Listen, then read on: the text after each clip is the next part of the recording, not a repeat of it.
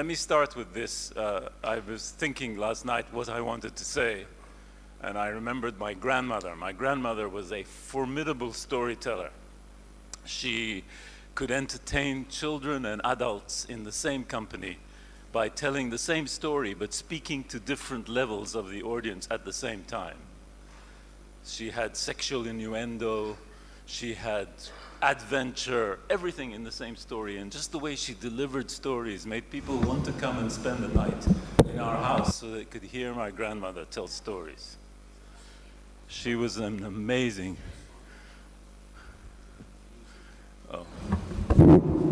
she was an amazing storyteller. And one thing I was thinking about last night was she was very good at doing one thing. She translated the world into two categories, us and them. All her stories were about us and them. And funnily enough, the end of the story had a very ritualized ending. The story was never the same twice. It was different every time. Even the same story got told differently. But the ending was ritualized. And the ritually, I mean, I don't want to offend anybody, but the ending was the following. Well, they lived happily ever after, and we remained with shit in our teeth. Okay, so just to give you an idea of the subversiveness of this woman's storytelling, because she gave you a sense of community, but she also gave you a sense of what the opposition was about. And she did define the world into us and them. And of course, all communities do that. We're doing that all the time. So I just thought yesterday, when you give me the topic of people and power, I immediately thought of us and them. We don't have the power, they have the power. We are the people, they are not the people. And of course, it's not like that. I'm sorry, somebody's speaking to me.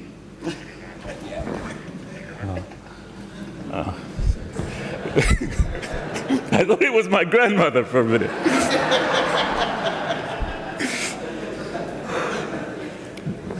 Breaking, traditional rules. Let me start by saying what a great privilege and honor it is to be addressing this group.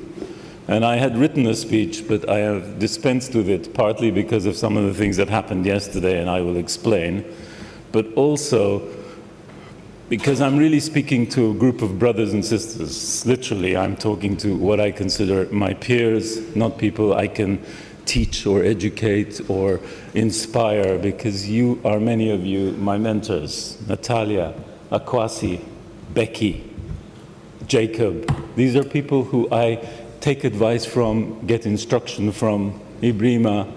I can't sit here and pretend that I can say something to you that's different or better or new. And more importantly, I heard yesterday a lot of the things that in fact I was going to say. So what else is new under the sun? In Amharic we have a saying, Kasamaisir addis nagar yellam, and it's under the sky there are no new things. So I don't have anything to offer you that's new, but I do want to say what a privilege and an honor, and you're obliged to listen to me. So this is the deal. I've recently come to some kind of what old men like me do. In Amharic, shimagleot yasabalu, they think and they remember. Thank you, Briggs.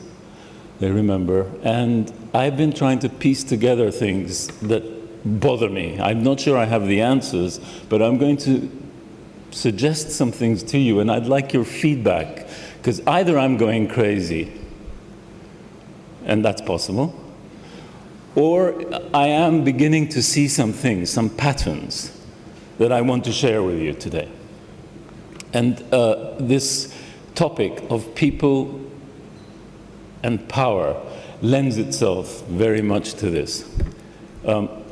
So with no further ado, with all protocols observed and all that, let me just please make a pact with you. This isn't a speech to an audience. I'm sorry I'm here and you're there, us and them.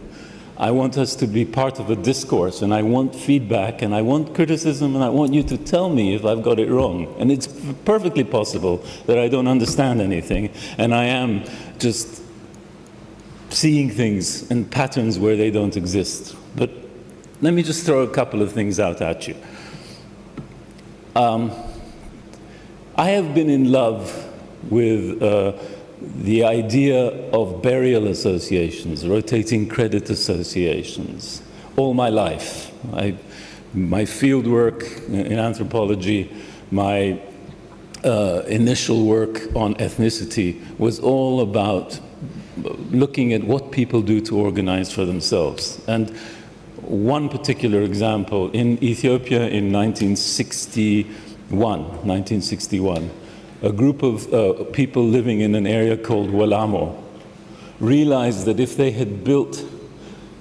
could build 60 kilometers of asphalt road, they could get produce to market to Addis Ababa, and they could sell it at a better price. These are ordinary peasant farmers who pooled resources, gathered money, collected money, put together resources, and built, in the space of something like 9 months, an asphalt road by ordinary people, rural people, to join the main asphalt road to Addis. They call themselves the Walamo Alamgana Road Construction Association, and they brought in a lot of money. Not only did they bring in a lot of money, after they finished the road, they had other money to do other things. And they began doing them. And what do you think happened? The government took notice of them, and the government began to get very nervous about people power. And very quickly a narrative emerged that these were ethnic secessionists and this, that, and the other. But in fact, this was a group of ordinary people with agency who decided to do something for themselves. And rotating credit and burial associations are the foundation, I think, of African society across the board, from Cape to Cairo, from Dakar to Djibouti. You will find that women, mostly, are keeping and preserving these incredibly powerful organizational mechanisms to keep people going. We have reduced them to something that I think is astonishing in the way we describe them, because we call them survivalist activities, or we call them the coping mechanisms of the marginalized. But we haven't recognized the power that ordinary people have in pooling resources and in making things happen. And so when people talk to me about African philanthropy, I'm always translating it to something that already exists. So this brings me to the issue of agency. And I have a problem. I'm sorry if I'm provoking, but then again, I'd like your feedback. But I have a problem with the way we use the word agency, because we imply in the way we use it that it's something that we can give to somebody. Agency is not conferred. If I can paraphrase Shakespeare, he has a wonderful feminine hero who goes to defend Shylock, and she says something like, mercy is a quality that is not strained. Well, actually, agency is a concept, is a power, is an asset that is not delivered to somebody, it's not given to anybody. Agency exists, it's in part in the fabric of the DNA of people on this continent and in other continents. Agency is something you have, and it's something you need to be empowered, perhaps is a funny word, because it uses this word power, but you need to be not hindered from using your agency. But your agency is yours, and no one can give it to you, or indeed really take it away from you. But maybe you think differently, and I'd like to hear, but I don't think agency is something that can be conferred. But power is a very is another thing. People do have power. There is people power, as I've described. But it's no longer fashionable for donors to be able to say, it's my money, I'm giving it to you, you do what I tell you to do. But we have a whole world of rules, mechanisms, agreements. We've gotten into this context where we are now negotiating partnerships with beneficiaries and so on. But negotiated partnerships for me are problematic because they take away agency. They take away spontaneity. And so recently, I think we've witnessed in COVID and possibly in the Ukraine war, 2 examples where the black swan was not seen, people were not ready for the unexpected. It happened. And the contractual arrangements that had been agreed did not allow or did not permit people to react spontaneously to what was happening.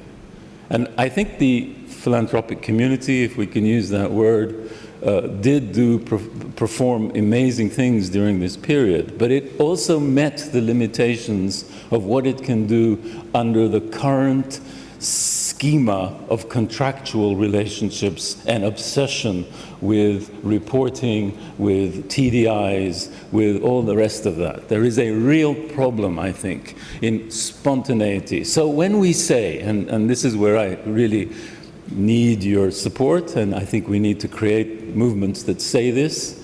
I have seen very successful movements in our industry on special things. I know people who will not sit on a panel if a woman is not on that panel. I know people who will not take part in something that is not something that they think is ethical. We have managed that in our industry. I think we should also begin to call out I call it jargon cladding. There's too much jargon cladding in our business. We give something a name, and because then we use that language, it's like if we've solved the problem, right? And this is, I think, something we really need to do. We need to call each other out when we use language inappropriately, and when we use jargon cladding to pretend we are decolonized or whatever it is, when we are not. And I'm asking you, please, not to allow ourselves, this is our community, us, not to make the mistake of using jargon to cover up actually not being able to live up to the promise. And I think that is a real risk. I wanted to talk a little bit about another kind of jargon, which is the jargon of localization, if I may. I mean, Briggs said it so much better than I could. Localization has been with us a long time. When I first worked in this industry, you heard how I got into it accidentally. Everybody understood that having people who spoke the language, who'd lived in the community, who were from the community, were the ones who had the answers. It's not like anybody ever said, no, that's not true.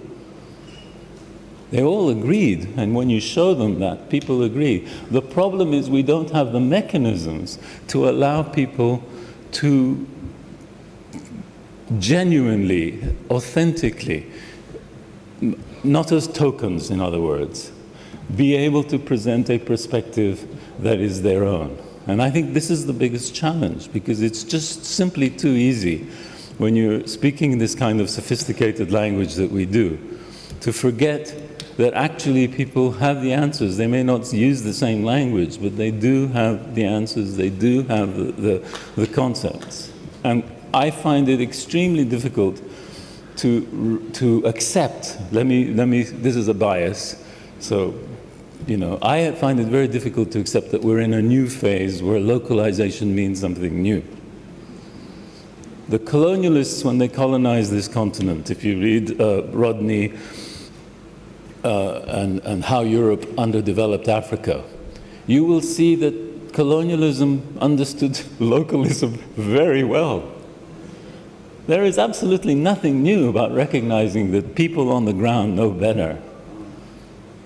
But we have systematically and continually found ways of obstructing that, partly because of language, partly because of sophistication, partly because of jargon, but partly because at the core, and again, this is a bias, at the core of our industry, we have many, many, many people who are at their core. They're not bad people, they're not cruel people, they think they have the answers.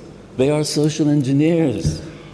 They have the answers. They have the answer in their pocket. They carry it with them. How can you ask that person to listen to somebody who doesn't use the language that they have? And that's the challenge. And yesterday, when I have to say, I was bowled over by the keynote speech yesterday. It was very powerful because the language that was being used was the language of capacity building. And I had come with my own bias, hostility to the word capacity building. I can't stand the word, to be honest, because it always puts you in a position where you are assuming you know something, you have a secret, you have something, and you can help somebody else gain capacity. What an insult. What an insult. And I was coming to the speech with that kind of an attitude. And I said, I said later to Mamadou, I had a moment of aha, because he was talking about a very different kind of capacity building. He was talking about capacity building of us, not them. He was talking about capacity building of the professional, not the unschooled, unwashed. He was talking about the capacity building of us, because we need capacity building to be able to interpret what is going on the ground. That's what I got from yesterday's keynote speech. And I thought, my gosh, that has helped me. Because yes, I believe in education. Yes, I believe in knowledge. But that knowledge has to be applied in a particular place. It cannot be that you are assuming that you have something to offer somebody else. And I thought that keynote speech, I will carry that. And I look forward to reading the written version of it. But it was a very important lesson. And then we had something happen yesterday that also blew me away, and I have to recognize it. Sometimes it's good not to plan too much. And yesterday we had a very African meeting. We had to wait. We waited. We were patient. We knew there were protocols that needed to be observed. We also needed to occupy our time. And what did we have? We had a master rapper with us, okay? And Ali just blew me away. What did he do? He told us what we had been saying in a few minutes with talking about our capitals and all the cities. He created an us community in the space of about 5 minutes. So, Ali, thank you very much for what you did yesterday. I'm here representing the Africa-Europe Foundation, which is also something that you know is a new foundation. But it's a new foundation that's trying to occupy a very special niche. And it's a very special niche because it's really trying to make sure that the relationships between the EU, the European Union, and the African Union are equitable and real. That's really an important thing because we're going to need policy and we're going to need governance and we're going to need serious input from these institutions at some point. And the Africa-Europe Foundation is doing many different things. It's working on climate change, it's working on health, it's working on carbon transfer, it's working on space, African space, would you believe? It's working on a whole range of different things. So if you want to hear more about what it's doing, please talk to me or to Andrej, who is in the room representing the Africa-Europe Foundation. But I wanted to just say one thing about what it's doing that I think really matters and civil society needs to help. And therefore, I hope you can give us your cards and so on so we can begin to reach out to you. One of the things it's trying to do is to monitor the fulfillment of commitments being made by the EU and by the African Union to each other at their summits. This is the way to hold people accountable for promises made on our behalf. And so civil society needs to recognize that this space is being occupied, and it needs to help an institution like the Africa-Europe Foundation work. Now, they have a good pedigree. One of the organizations behind Africa-Europe Foundation is a foundation you all know very well, the Mo Ibrahim Foundation. And one of the things that the Mo Ibrahim Foundation has done that I have found extraordinary in the last 10 years has been to take the index that they created around governance and make that index something that African intellectuals, African think tanks, African specialists, African scientists are the ones who are actually adding to the index and adding every year new and better indicators and collecting the data. And frankly, this tool, the African Governance Index, is one of the most powerful tools, I think, for holding African governments to account by African citizens. And so I think African civil society needs to take that into consideration. And having said that, I will just shut up now. Please tell me if what I have said is total nonsense, or maybe there is a grain of truth in there somewhere. Thank you.